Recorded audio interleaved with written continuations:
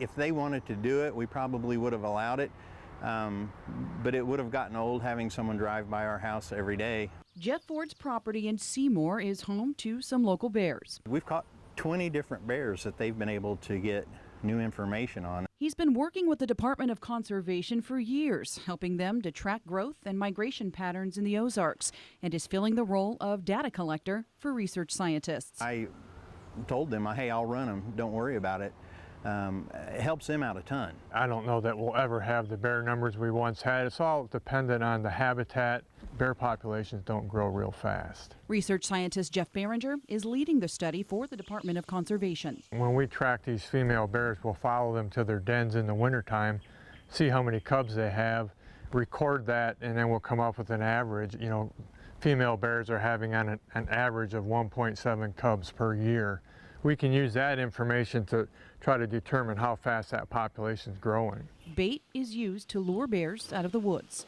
The bears are allowed to get used to them first off before they actually set them to catch. Once the traps are set,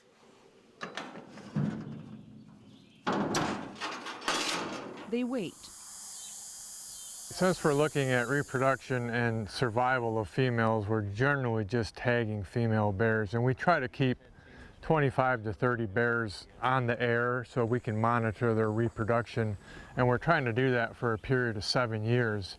1 year is not going to give you the answer. You're going to have some ups and downs.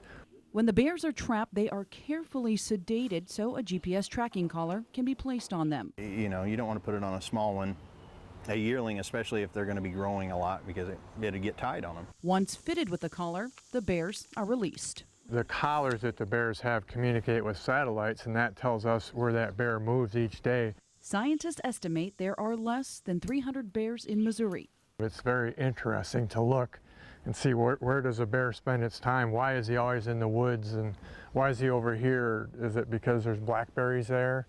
And so you can learn a lot by watching that stuff.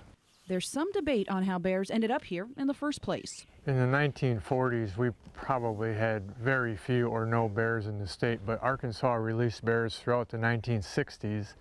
Some of those bears obviously came north, and those few females that came north were probably the spark to our population that we have now.